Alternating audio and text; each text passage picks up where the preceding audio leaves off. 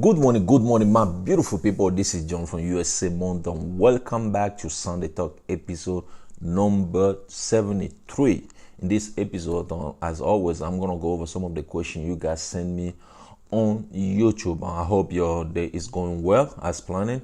Happy Sunday to you guys. Without wasting time, let's get started.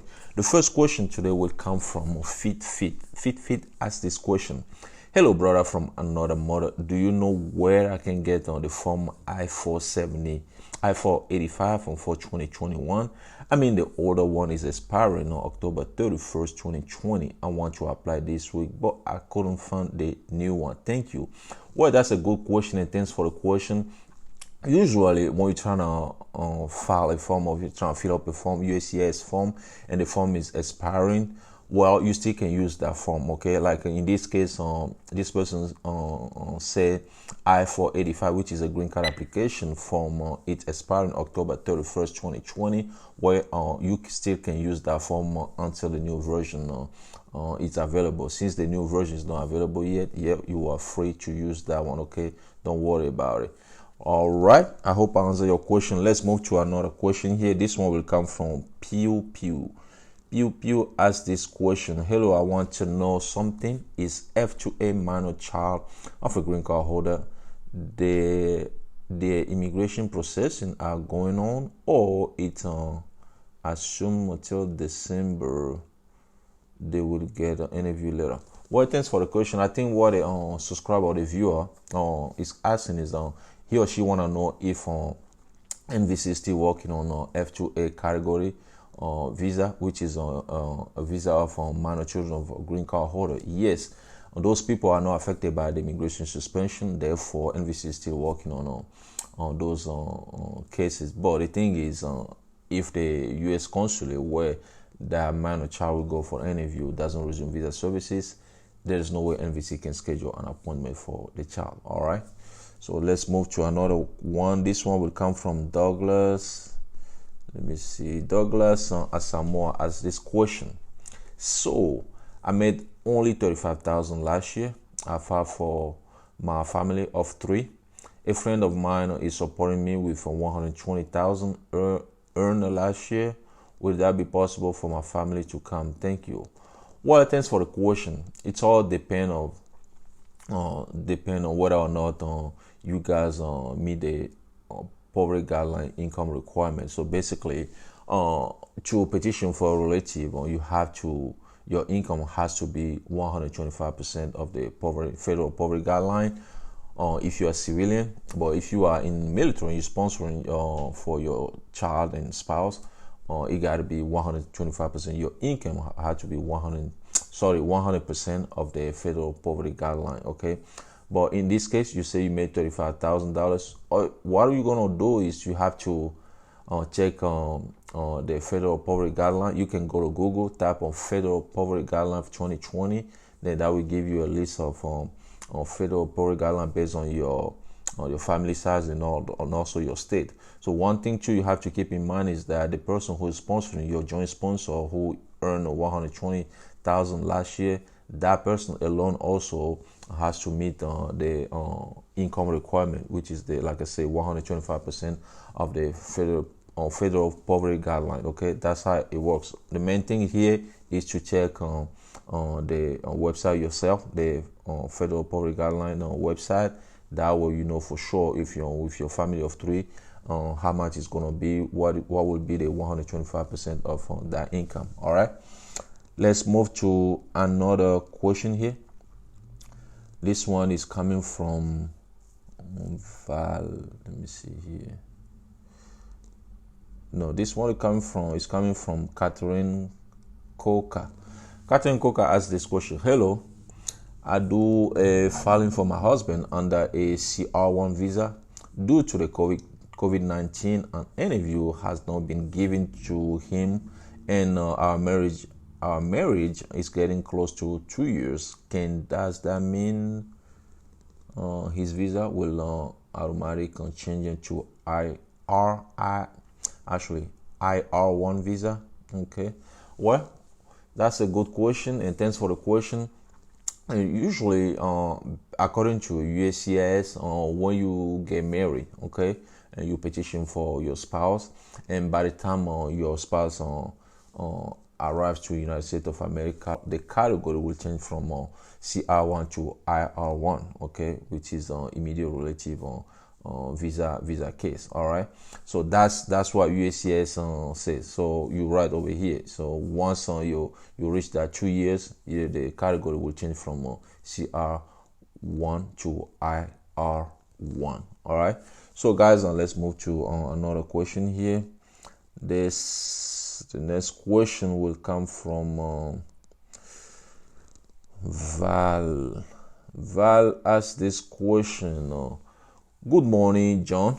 The wait is extra long for our loved ones. Any of you, due to closing of embassy visa process, any suggestion as the things we can do to prepare ourselves, loved ones, to take some of the stress off while the wait continue? Well, thanks so much, Val. By the way, Val, thank you so much for your donation. I do appreciate it. Some of you guys, maybe you want to support this channel. There is a link in the description below for donation. If you want to donate money, and that's fine, or whatever you want to donate, or if you want to buy some of my merchandise, or just to help grow this channel, I do appreciate it. Thank you so much, Val. Well, for your question, one thing you guys have to know is, I know it's kind of hard for you guys who are waiting for your loved ones to come and meet you here in the United States of America, to come and live you here in the United States of America. It's kind of hard, due to the COVID, due to the embassy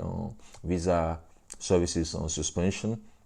But one thing I always tell people is that you need to take your mind off of those things a little bit, because I know for sure there are other things very important in your life as well. Beside the visa, your loved ones on visas, just think about those stuff a little bit. Don't think too much about the visa, because you guys already did what you can. You submit all the required documents. You just waiting for NVC to schedule an appointment for you, which is something that is out of your control. So don't think too much about it. I always tell you guys, if there is something you can do, yeah, you will do it. But if there's nothing you can do, you just have to wait, because at this point, most of you guys just have to wait till the U.S. consulate resume their visa services before NVC, National Visa Center, can schedule an appointment for you.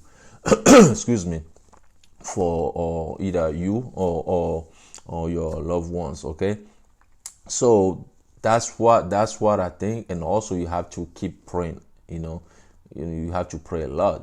It doesn't mean like you've been waiting for so long, then your loved ones will go to an interview, they will get a visa. They still can go to an interview and get their visa will get denied. So, you have to keep praying, put God first, and then hopefully everything gonna go well, and your family member, your spouse or your child, or whoever that person is, you guys can get together again, live your life. All right, so let's move to another question here. This one will come from Shuvos.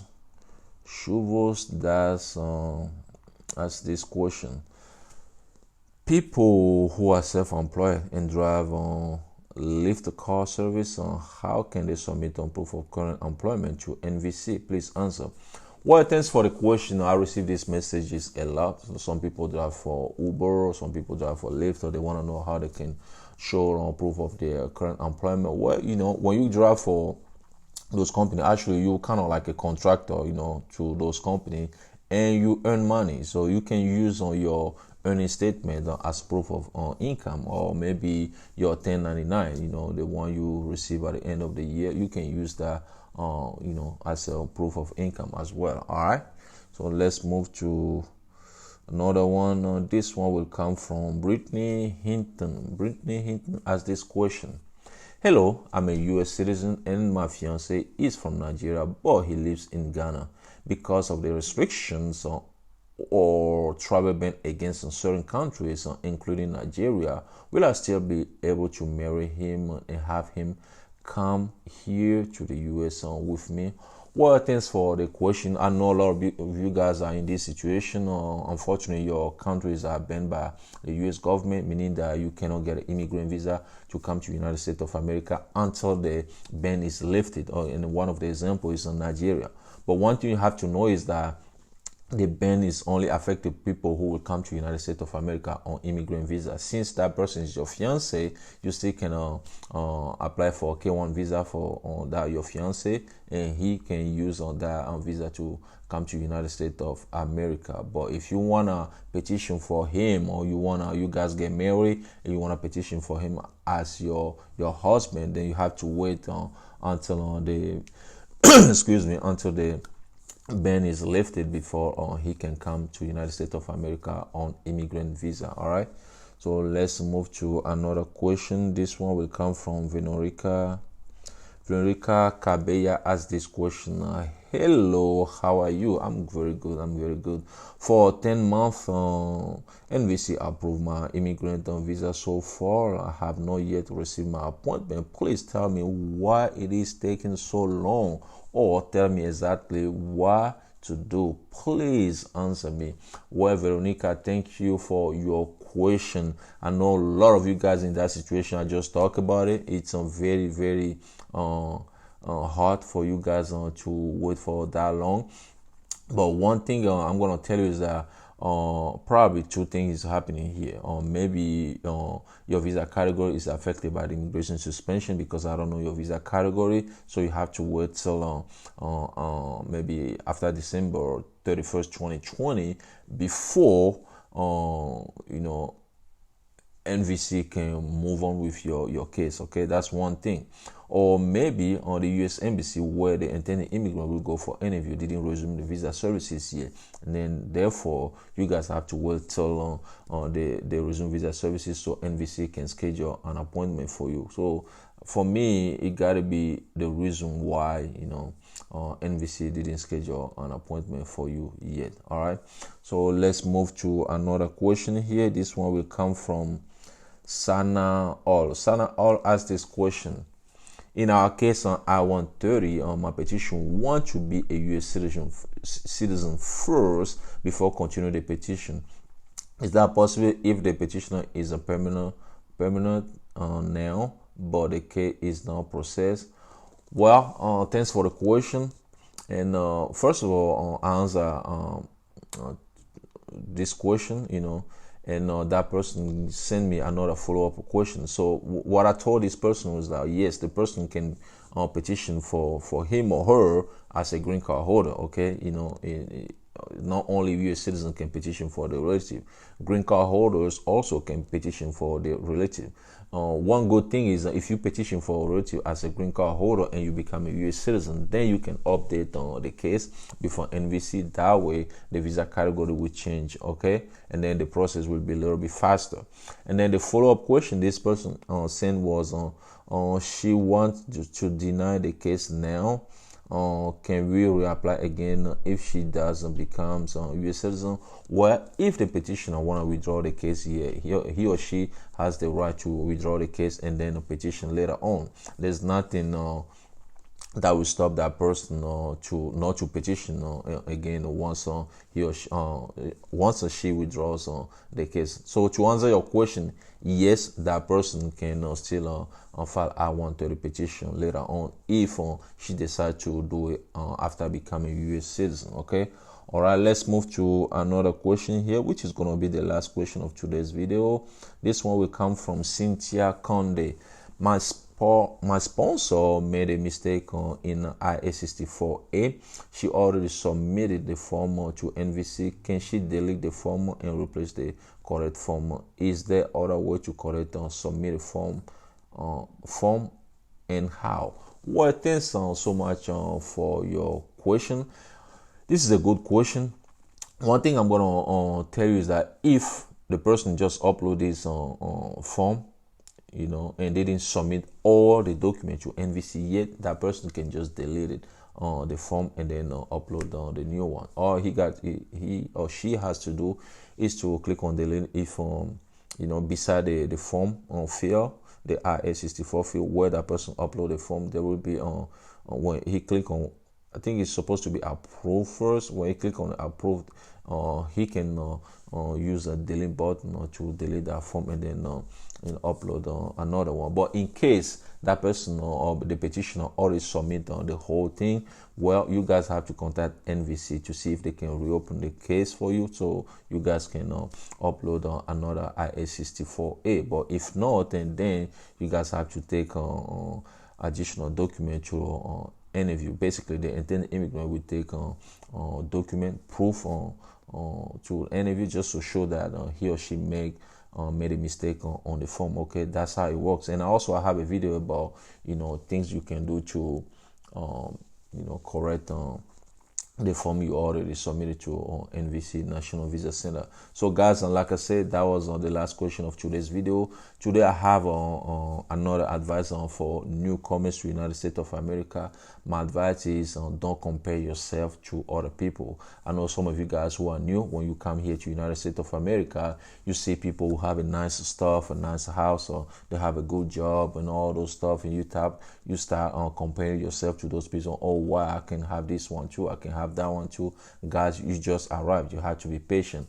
Whatever people have, and maybe your brother, your sister, your cousin, and your family members, your friends, you can have it as well. As long as you keep working hard, you can have those things as well. Don't compare yourself to other people. Somebody say, I don't know who said that, comparison is the death of happiness. Okay, if you compare yourself to other people too much, you're gonna be unhappy, and that can lead to other stuff you already know, depression, all those stuff. So that's my advice for newcomers. For some of you guys who are newcomers to the United States of America, it doesn't only apply to those who are newcomers, but also some of you guys who are permanent resident and also US citizen. Once again, happy Sunday. Thanks for watching. Whatever you do today, do it peacefully, and I'll talk to you guys in the next video. USA Monde.